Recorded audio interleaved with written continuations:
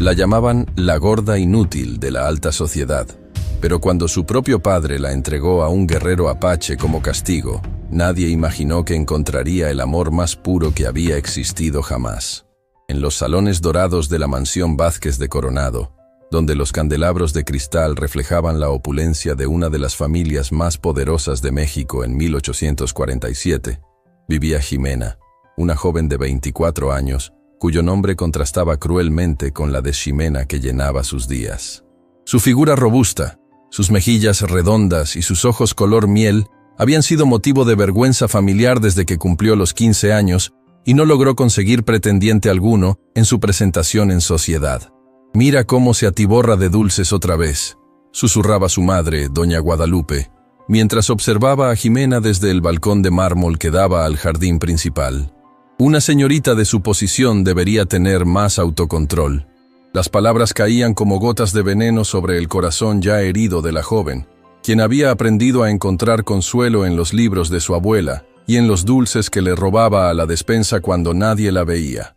Don Patricio Vázquez de Coronado, un hombre de 60 años cuyas canas hablaban de décadas construyendo el imperio familiar, contemplaba a su hija desde la ventana de su despacho con una mezcla de decepción y cálculo frío. Sus otros 5 hijos habían contraído matrimonios ventajosos que habían expandido tanto la fortuna como la influencia política de la familia. Pero Ximena, su única hija mujer, se había convertido en una carga que crecía con cada año que pasaba soltera. La noche del gran baile de la temporada social había llegado como una última oportunidad desesperada. Doña Guadalupe había mandado a hacer el vestido más caro que el dinero podía comprar, de seda azul real con bordados de hilo de oro, esperando que la opulencia del atuendo pudiera distraer la atención de la figura corpulenta de su hija.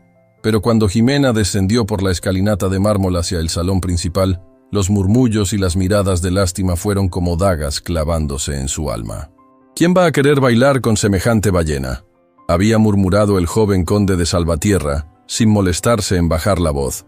Sus palabras fueron recibidas con risitas nerviosas por otros jóvenes de la alta sociedad, quienes veían en la humillación de Ximena una forma cruel de entretenimiento. La joven sintió como si el suelo de mármol se abriera bajo sus pies, pero mantuvo la compostura que años de educación aristocrática le habían enseñado.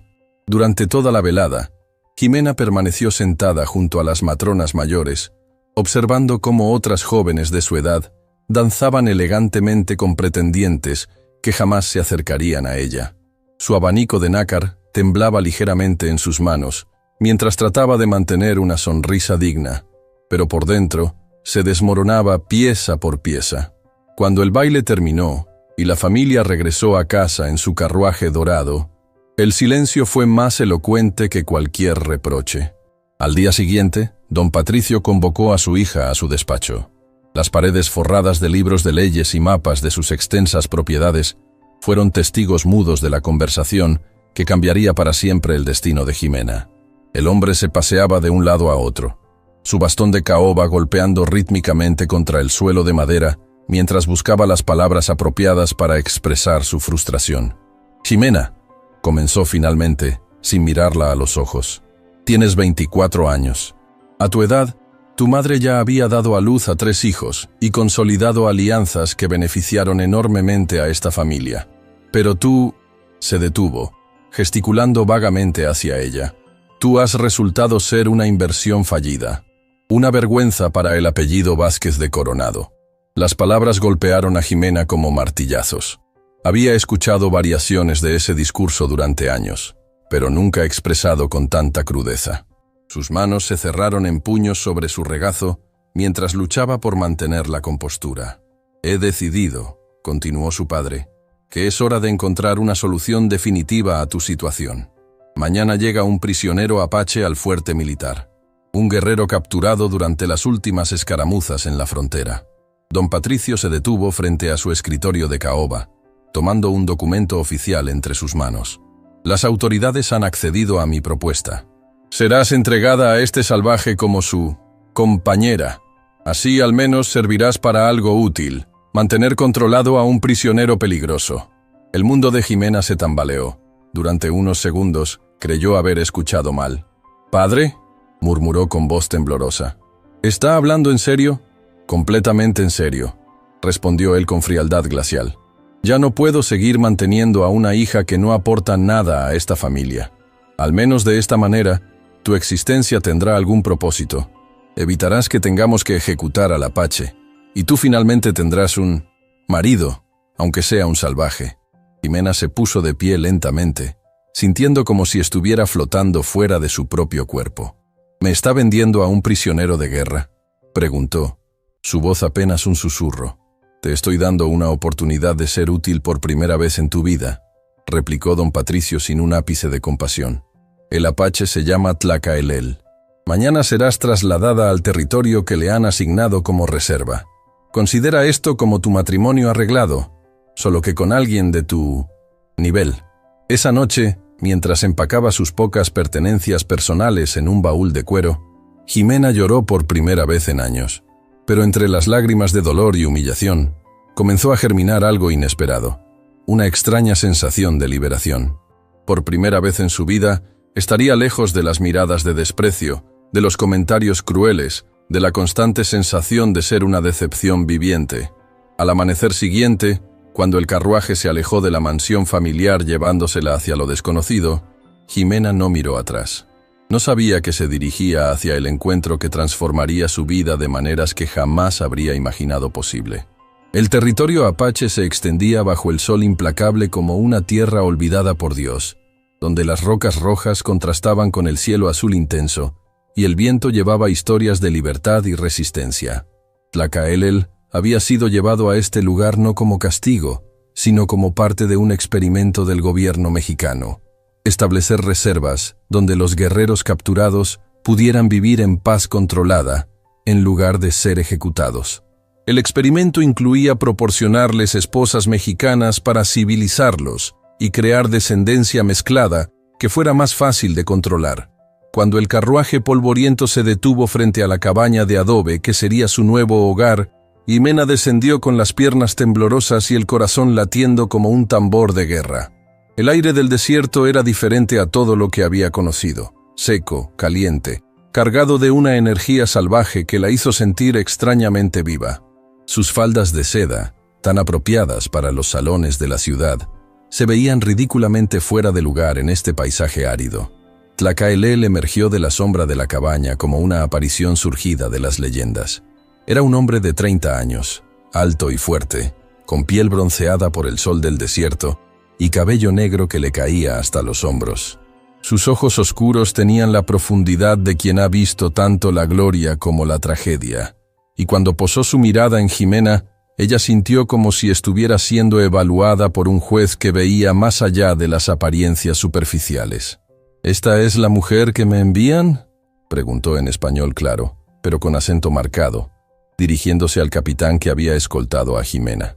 Su voz tenía un tono de incredulidad que hizo que las mejillas de la joven se encendieran de vergüenza. ¿Creen que voy a aceptar a alguien que me entregan como si fuera un perro al que lanzan un hueso? El capitán, un hombre mayor acostumbrado a tratar con prisioneros rebeldes, endureció su expresión. No tienes opción, Apache. Esta mujer es parte del acuerdo. ¿La tratarás con respeto o volverás a la prisión militar? Sus palabras colgaron en el aire como una amenaza que ambos prisioneros entendieron perfectamente. Jimena encontró su voz por primera vez desde que había llegado. Yo tampoco pedí estar aquí, declaró con una dignidad que sorprendió a todos los presentes, incluso a ella misma. Pero aquí estamos ambos, así que tendremos que encontrar la manera de hacer que esto funcione. Sus palabras fueron directas, sin autocompasión, y Tlacaelel la miró con nueva atención. Después de que el capitán se marchó levantando una nube de polvo, Jimena y Tlacaelel se quedaron solos frente a la cabaña. Dos extraños unidos por circunstancias que ninguno había elegido. El silencio se extendió entre ellos como el desierto mismo, vasto, incómodo, pero lleno de posibilidades inexploradas. No voy a fingir que esto es un matrimonio real, dijo Tlacaelel finalmente, cruzando los brazos sobre su pecho desnudo. Eres una imposición del gobierno mexicano, una manera de humillarme más de lo que ya lo han hecho. Sus palabras eran duras pero no crueles, como si estuviera estableciendo reglas básicas para su convivencia forzada. Entiendo, respondió Jimena, sorprendiéndose de su propia calma. Yo tampoco elegí esto. Mi familia me envió aquí para deshacerse de mí. Supongo que ambos somos prisioneros de diferentes maneras. Era la primera vez que verbalizaba la verdad de su situación con tanta claridad, y sintió una extraña liberación al hacerlo. Los primeros días fueron una danza cuidadosa de evitar conflictos.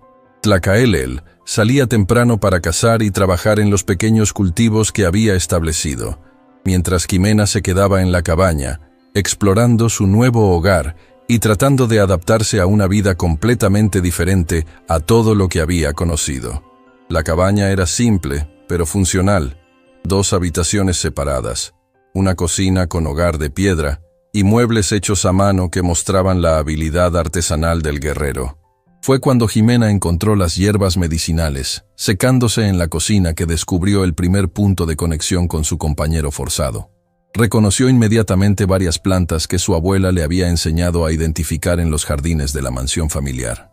Manzanilla para calmar los nervios, consuelda para sanar heridas, sauce para aliviar el dolor. Sin pensarlo, comenzó a reorganizar las hierbas según sus propiedades curativas. Cuando Tlacaelel regresó esa tarde y vio lo que había hecho, se detuvo en seco. «¿Cómo sabes de medicina herbal?», preguntó, acercándose para examinar su trabajo. Su voz había perdido el tono hostil de los días anteriores. «Mi abuela era curandera antes de casarse con mi abuelo», explicó Jimena, tocando suavemente las hojas secas. «Me enseñó en secreto, porque mi madre consideraba que no era apropiado para una señorita de sociedad. Pero siempre me fascinó la idea de poder ayudar a sanar a las personas». Por primera vez desde su llegada, Tlacaelel la miró con algo